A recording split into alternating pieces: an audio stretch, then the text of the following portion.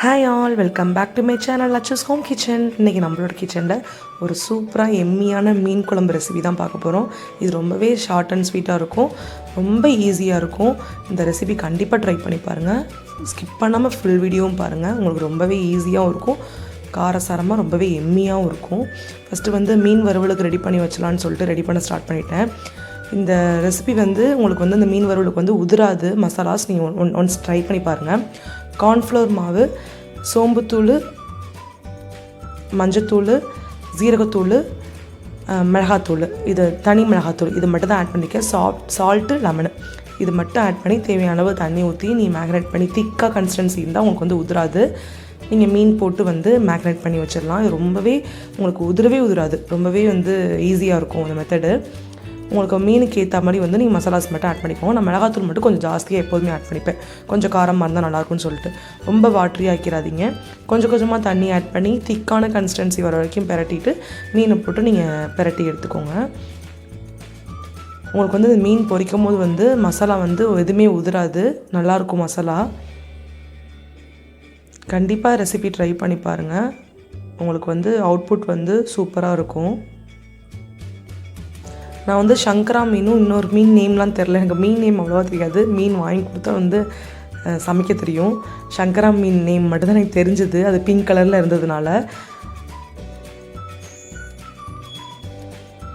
மீன் வறுவலுக்கு மட்டும் கொஞ்சம் பார்ட்ஸ்லாம் எடுத்து வச்சுட்டு, பாடி பார்ட்ஸ்லாம் எடுத்து வச்சுட்டு, வால் இதெல்லாம் எடுத்து வச்சு மீன் பரட்டிட்டு மீனோட தலை இதெல்லாம் போட்டு நான் குழம்பு வைக்க ரெடி பண்ணிட்டேன்.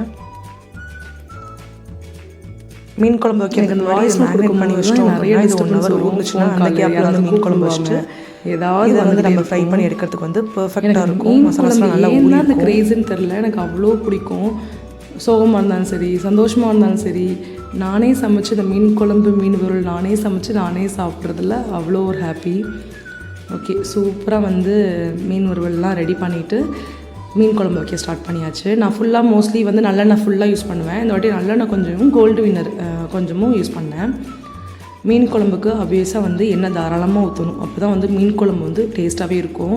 நம்ம கஞ்சித்தனம் பண்ணிவிட்டு எண்ணெய் கொஞ்சமெல்லாம் ஊற்றக்கூடாது. எண்ணெய் ஊற்றிட்டு 1/2 டேபிள் ஸ்பூன் வெந்தயம் ஆட் பண்ணிக்கோங்க. வெந்தயம் ஆட் பண்ணது கொஞ்சம் பொரிய விடுங்க. ரொம்ப பொரிய விட்டுட்டிங்க அப்படின்னா லைட்டாக கருகுன்னு வச்சுனாலும் உங்களுக்கு குழம்பு ஃபுல்லாக கசப்பு தன்மை வந்துடும். அதனால் லைட்டாக பொரிய விட்டுட்டு நீங்கள் அடுத்தது நெக்ஸ்ட்டு என்னென்ன ஆட் பண்ணுறீங்களோ ஆட் பண்ணிக்கலாம். என்கிட்ட கருவேப்பிலை இல்லை, கருவேப்பிலை ஆட் பண்ணால் அதோடய ஃப்ளேவர் ரொம்ப நல்லாயிருக்கும் மீன் குழம்புக்கு. என்கிட்ட அந்த சமயத்தில் கருவேப்பிலை இல்லை. நான் பழுத்த மிளகா ஆட் பண்ணியிருக்கேன். பழுத்த மிளகா உங்களுக்கு ஃப்ளேவர் நல்லாயிருக்கும், குழம்பு நல்லா காரமாக இருக்கும், உங்களுக்கு கலர் கொடுக்கும். அதனால் பழுத்த மிளகா ஆட் பண்ணியிருக்கேன்.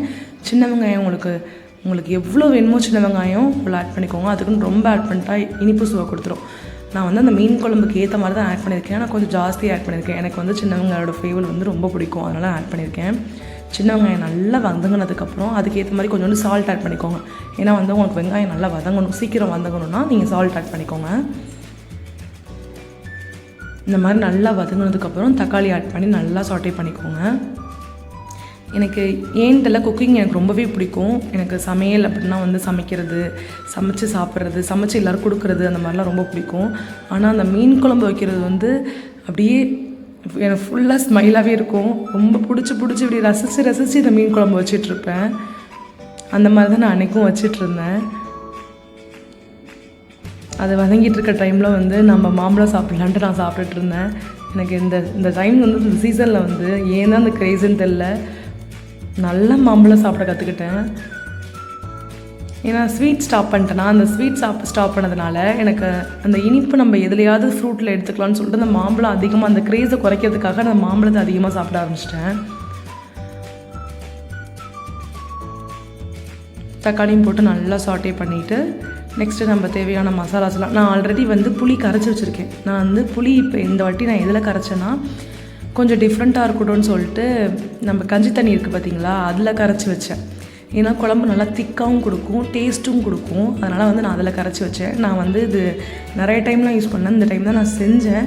பட் இதோட அவுட்புட் ரொம்பவே டேஸ்ட்டாக வந்துச்சு. நான் ஏதாவது ஆகிடுமோ அப்படின்னு நினச்சேன். பட் மீன் குழம்பு ரொம்பவே டேஸ்ட்டாக இருந்தது அன்றைக்கி. நீங்கள் ஒன் டைம் ட்ரை பண்ணி பாருங்கள். கண்டிப்பாக இந்த இதில் வடித்த கஞ்சியில் வந்து நீங்கள் ட்ரை பண்ணி பாருங்கள். புளியை கரைச்சி வச்சுருங்க. ரொம்பவே எம்மியாக இருந்தது குழம்பு, ரொம்ப திக்காக இருந்தது குழம்பு. நல்லா சாட்டே பண்ணிவிட்டு மஞ்சத்தூள் 1/2 டேபிள் ஸ்பூன் ஆட் பண்ணியிருக்கேன். மிளகாத்தூள் தனியாக அரைச்ச மிளகாத்தூள் வந்து 1.5 டேபிள் ஸ்பூன் ஆட் பண்ணியிருக்கேன். குழம்புக்குன்னு தனியாக அரைச்சி வச்சுருப்போம் நாங்கள். மல்லித்தூள் மிளகாத்தூள்லாம் சேர்த்து ஒரு அரைச்சிட்டு புளிக்குழம்புக்குன்னு தனியாக அரைச்சி வச்சுருப்போம். அது 1.5 ஸ்பூன் தனியாக ஆட் பண்ணிக்கிட்டேன். மல்லித்தூள் 1 ஸ்பூன் ஆட் பண்ணிக்கிட்டேன். டேபிள் ஸ்பூன் வந்து எங்களோடது நல்லா பெருசாக இருக்கும். டேபிள் ஸ்பூன் ஆட் பண்ணிக்கோங்க.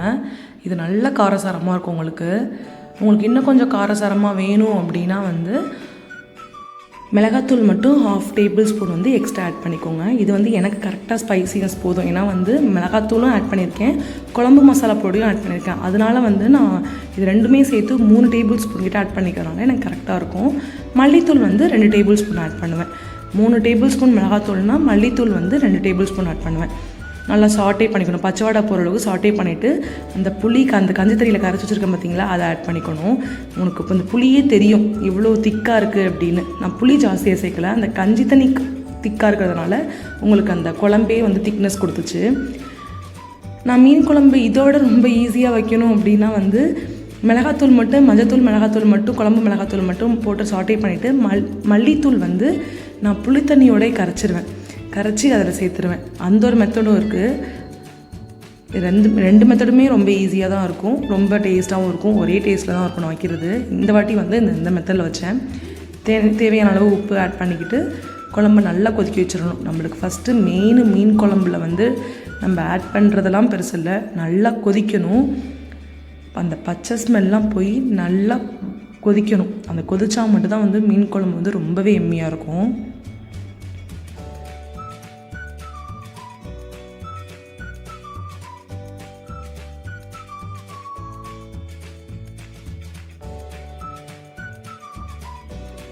நல்லா இந்த மாதிரி கொதிக்கணும். நல்லா கொதிச்சதுக்கப்புறம் நம்மளோட மீன் எடுத்து அதில் போட வேண்டியதுதான். நான் மீன் போட்ட உடனே மாங்காவையும் போட்டுருவேன். ஃபஸ்ட்டு மாங்காய் போட்டு கொதிக்க விடுவாங்க, அது கரைஞ்சிரும்னு சொல்லிட்டு இது உடனே இப்போ மாங்காய் சீசன் தானே, ஆல்ரெடி லைட்டாக பழுத்து மாதிரி தான் இருந்தது என்னோடய மாங்காய். அதனால் வந்து மீன் போட்ட உடனே நான் மாங்காய் போட்டுட்டேன். நல்லா இந்த மாதிரி கொதித்து நல்லா கொஞ்சம் வத்திடுச்சு. அதுக்கப்புறம் மீன் ஆட் பண்ணால் நம்மளுக்கு குழம்பு ரொம்ப டேஸ்ட்டாக இருக்கும். எனக்கு மீன் ஆட் பண்ணும் போதே டெம்ட் ஆகிட்டே இருந்தது.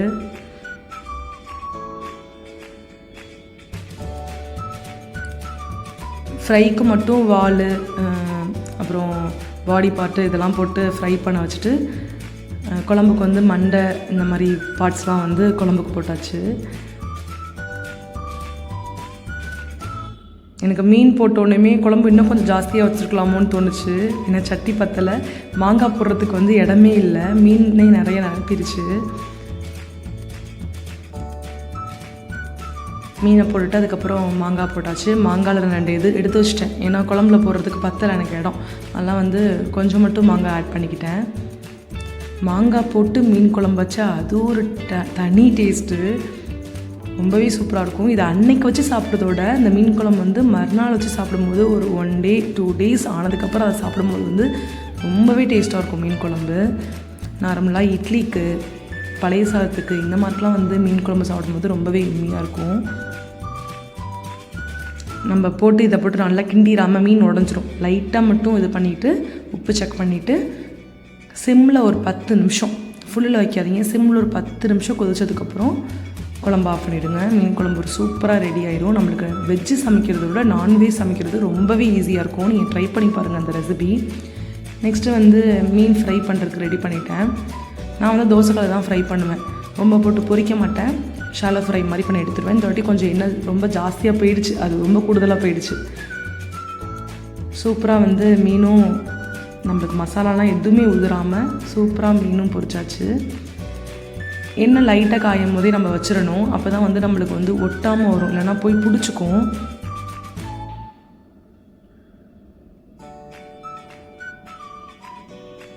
நான் ரொம்ப நாள் கழித்து மீன் குழம்பு வச்சு மீன் வச்சு சாப்பிட்றேன். அதனால் அன்றைக்கி ரொம்ப டெம்ட் ஆகிட்டே இருந்தது, எப்போ சாப்பிடுவோம் அப்படிங்கிற மாதிரி இருந்தது.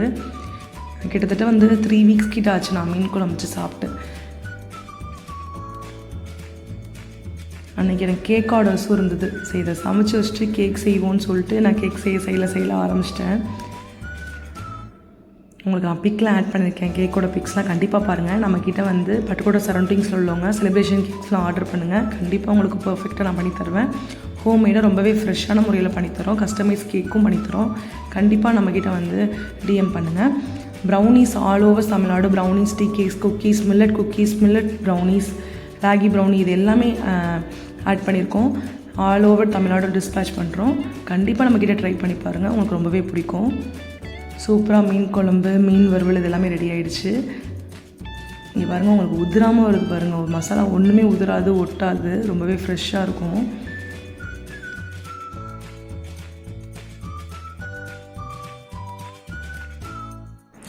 அந்த சைடு வந்து முட்டை வச்சு வச்சுருந்தேன், பாயில் பண்ணி வச்சுருந்தேன். சரி மீன் குழம்புல போட்டால் கொஞ்சம் ஊறுறதுக்கு நல்லாயிருக்கும்னு சொல்லிட்டு அந்த பக்கம் ரெடி பண்ணி வச்சுட்டு சரி நெக்ஸ்ட் இதை ரெடி பண்ண ஸ்டார்ட் பண்ணிட்டேன். 1 பேட்ச் வந்து எடுத்துட்டேன். நெக்ஸ்ட் பேட்ச் வந்து நான் பொரிச்சிட்டு இருந்தேன்.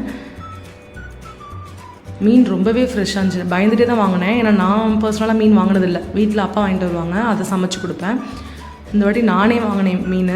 சரி பயந்துகிட்டே இருந்தேன். அப்பா மீன்லாம் வாங்க விட மாட்டாங்க, பயப்படுவாங்க. ஏதாவது மீன் நல்லா இருக்காது, ஏதாவது உடம்புக்கு ஆகிடும்னு சொல்லிட்டு பயப்படுவாங்க. பட் நான் வாங்கினேன், நல்லா தான் இருக்கும் அப்படின்னு சொல்லிட்டு வாங்கினேன். அதே மாதிரி வந்து மீன் ரொம்பவே நல்லா இருந்தது, ரொம்பவே ஃப்ரெஷ்ஷாக இருந்தது.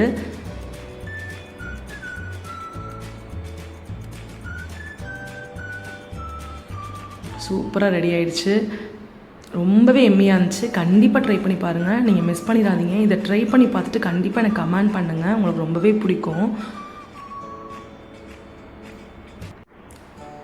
ரொம்பவே எம்மியாக இருந்துச்சு. அன்றைக்கி வந்து மீன் குழம்புலாம் எல்லாமே காலி ஆகிடுச்சு. கொஞ்சோண்டு வந்து மறுநாள் மீந்துச்சு. ரொம்பவே எம்மியாக இருந்துச்சு. நீங்கள் ட்ரை பண்ணி பாருங்கள். உங்களுக்கு இந்த வீடியோ ரொம்பவே யூஸ்ஃபுல்லாக இருந்துச்சுன்னா உங்கள் ஃப்ரெண்ட்ஸ்க்கெலாம் ஷேர் பண்ணி விடுங்க.